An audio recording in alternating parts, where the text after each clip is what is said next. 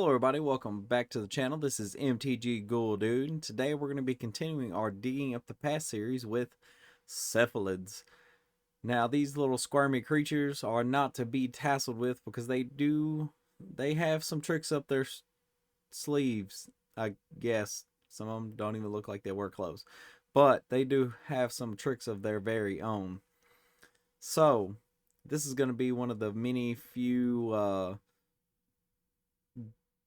digging up the past of different tribes that I'm going to be doing for the next couple of weeks. If you have any suggestions on what the next tribe I should do is, let me know down in the comments below. But let's go on ahead and get into Cephalids.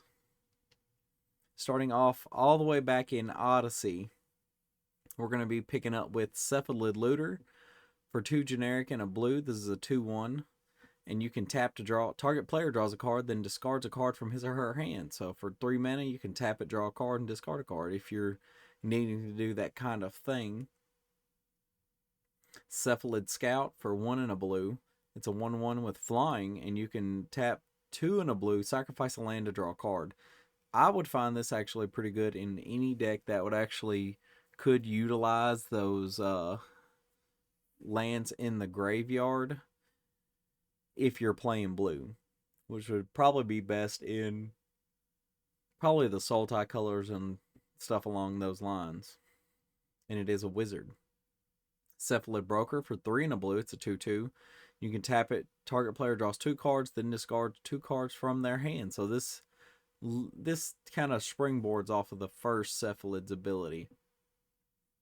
For 1 extra mana, you can draw an extra card and discard an extra card, which could be handy in a if you're looking for a lot of card selection. Cephalid Retainer for 2 and 2 blue. It's a 2/3, and you can pay 2 blue and tap target creature without flying. And there are multiple ways of giving creatures with flying, taking that flying away, such as cards like Archetype of Imagination, where you could give all of your creatures flying and tap and make all of your opponent's creatures not have flying anymore, and they can't gain it. Which could actually be really good if you're trying to keep that Ulamog from swinging at you and exiling your graveyard or something along those lines. It'd be a very good political piece. And then we come up to our first legendary creature, Aboshan Cephalid Emperor for 4 generic and 2 blue. It's a 3/3. And you can tap a Cephalid you control. Excuse me. Oh, I had something in my throat. You can tap a Cephalid you control. And you can tap target permanent. Oh, I must be congested from all the weather changing here down in the south. Or you can tap 3 blue and tap all creatures without flying. Which, to be fair, would be great with an Archetype of Imagination if you wanted to build around this in Cephalids, which Cephalids do have quite a bit. So far, we're up to like 4 or 5. And now we're going to move into Odyssey. Not Odyssey. I'm blanking on the name of it. Goodness gracious. I'll probably remember it later. With Cephalid Aristocrat for 4 and a blue. It's a 3/3. Whenever Cephalid Aristocrat becomes the target of a spell or ability, put the top 2 cards of your library into your graveyard. So if you can find a way to constantly target this for free and it doesn't kill it, you could bear yourself out. Which could be good in decks that are just trying to, just get cards into the graveyard. Cephalid Snitch, but you know what they say, snitches get stitches, and they get thrown into ditches. For 1 and 1 blue, it's a 1/1, sacrifice it, target creature loses protection from black until end of turn, which is pretty random. But, those swords do come in handy, especially if they're attacking a player that can't block. And like, oh, well, it loses protection from black. Now you can kill it. Cephalid Illusionist for 1 and a blue. It's a 1/1. Whenever it becomes the target of a spell or ability, put the top 3 cards of your library into your graveyard. So this one too springboards off of another Cephalid. And for 2 and a blue, you can tap it, prevent all combat damage that would be dealt to and dealt by a target creature you control. And now, as far as I know, this has not been eroded, so you can target this creature. So you can just target it to prevent all the damage to and by it, and mill 3, which is pretty cool, to be honest. It's kind of like a Gamazoa that mills you for later on. Cephalid Sage for 3 and a blue. It's a 2/3 with Threshold. Now, Threshold is if you have several more cards in your graveyard. And when it comes into play, you draw 3 and discard 2, which is, in my opinion, for 4 mana, it's not a bad rate for draw 3, discard 2. If you're in a, you want to throw stuff into the graveyard. Cephalid Vandal for 1 and a blue. It's a 1/1. At the beginning of your upkeep, put a shred counter on Cephalid Vandal. Then put the top card of your library into your graveyard for each shred counter on Cephalid Vandal. A good proliferate deck could use that if you're looking to utilize the graveyard and proliferation. Which I could see, like an Emery deck with some proliferation in it. Just constantly just throwing stuff into the graveyard to get better stuff. One Cephalid Empress. I don't know if I'm pronouncing that first part right. But for 3 and a blue, you get a 2/3. When they come into play or enter the battlefield, return all blue creatures your opponents control to their owner's hands. Your opponents can't play blue creature spells. That's nasty. So what you do is with this one, you find you a Painter Servant, and nobody can play creatures anymore. You play this, you play the Painter Servant and then this, and then that's what bounces all your. That'd be nasty. I would build that. That sounds pretty kind of funny, just to make sure somebody can't do stuff. And now we're going to move into Judgment. Starting out with Cephalid Ink Shrouder for 2 and a blue. It's a 2/1. Whenever you discard a card from your hand, it can't be the target of spells or abilities and is unblockable. So if you want to soup this up with a bunch of big stuff, it's basically got its own key to the city effect for people that are nuanced players like myself. And yeah, they just, soup it up with a bunch of equipment, and there you go. This would be a good idea for one of those mono bluey Voltron strategies if you wanted to do something like that. Cephalid Constable for 1 and 2 blue. It's a 1/1 Cephalid Wizard. When it deals combat damage to a player, return up to X target permanents that player controls to their owner's hands, where X is the damage dealt to that player. Once again, this is one of those cards where you could sneakily throw it in and be like, oh, well, what does that do? Well, it's not going to do much. And then you're playing a Voltron strategy, and then you find a way to just bounce all their things to their hand, which is pretty neat. Just make them all start over besides their lands. Oh, no.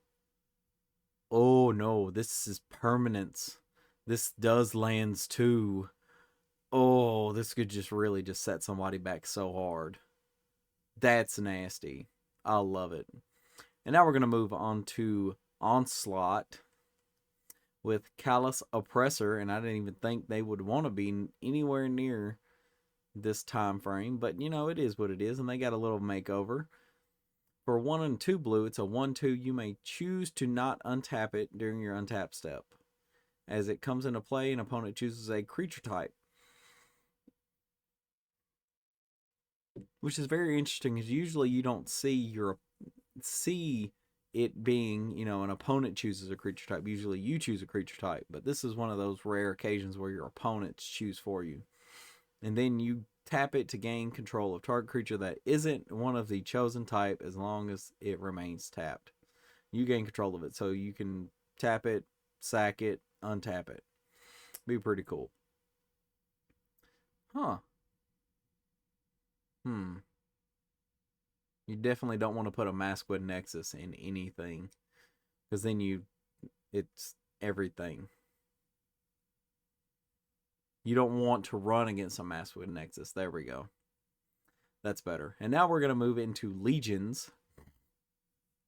The 1 card with Cephalid Pathmage for 2 and a blue. This is a 1/2 unblockable Cephalid Wizard. and you can tap it and sacrifice it, and target creature is unblockable this turn.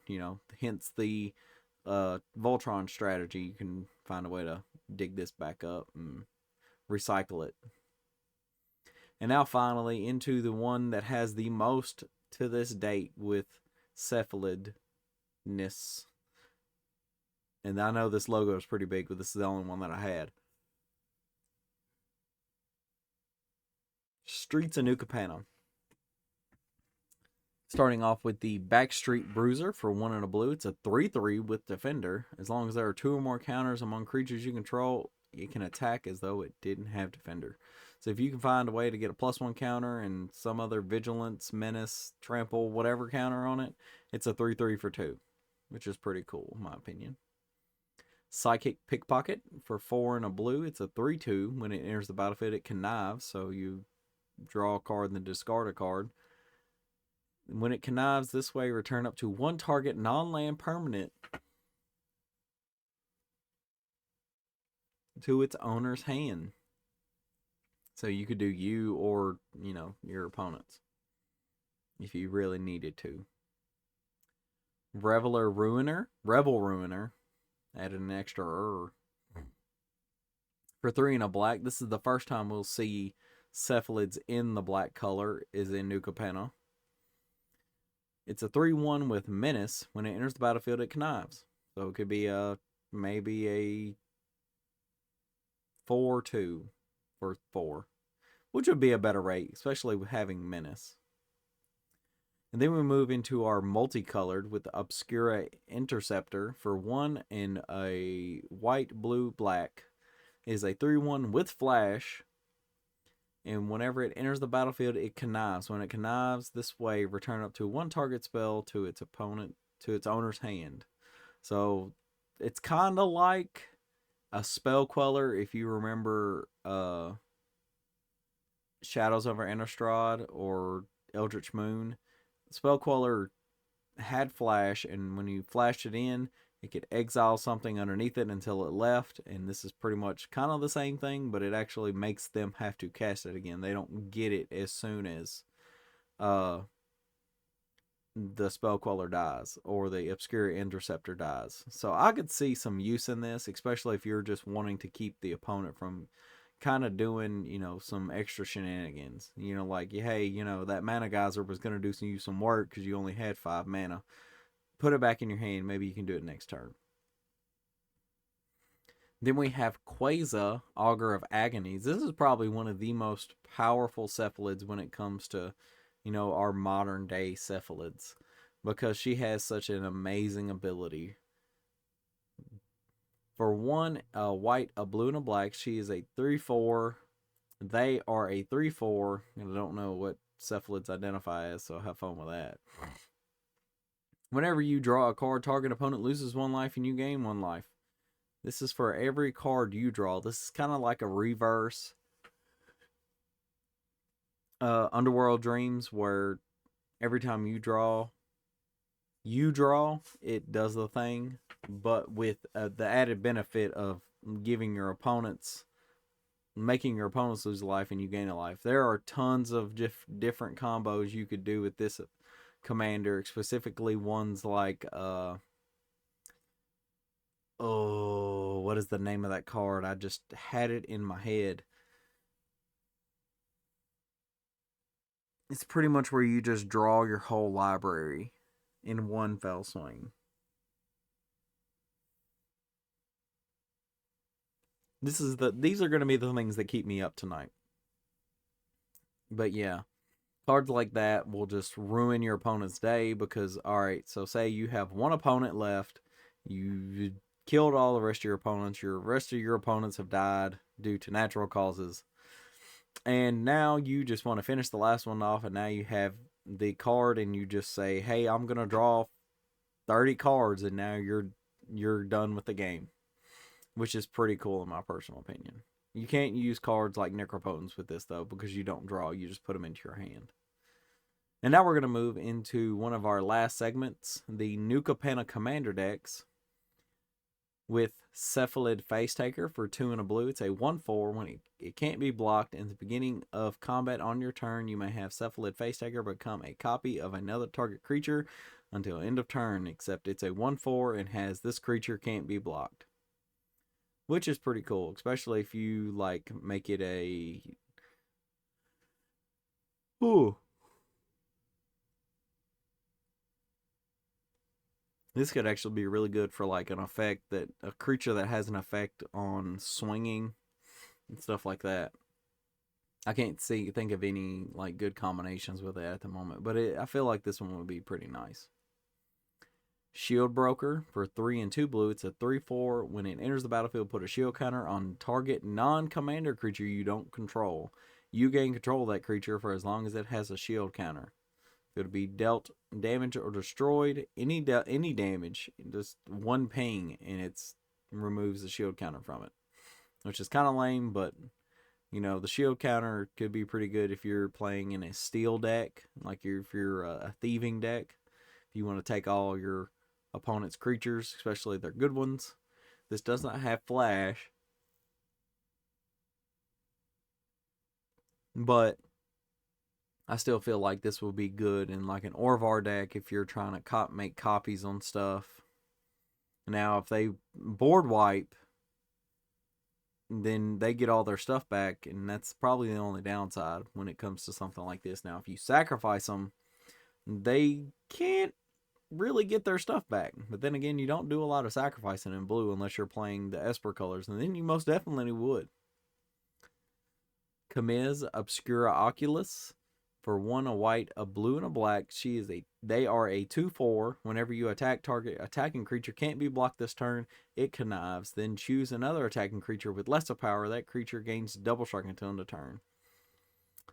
That's not bad, but I don't feel like this is that great as a commander. Like, yeah, you're maybe getting a buff on a creature and getting to see another card, but if that one creature that gains the double strike doesn't have a good ability with it, I mean, it's okay. You deal 10 damage. You want to have some oomph behind your swing with something like that. And now we're going to move into our last segment, the March of Machines. Finishing off with Omen Hawker for one blue, just one single blue tier from a blue mage. It is a 1/1, and you can tap it and add a colorless and a blue, and you can spend this mana only to activate abilities, which is, anything that says pay 3 and do a thing, something like that. But that is going to be it for today, everybody. I really appreciate everybody that has liked, comment, and shared and subscribed the videos for the channel. Everybody that enjoys the content. If you like this kind of content, remember, share it with your friends. Let them know about it. But that is going to be it for today. And I'll see you guys next time in the graveyard.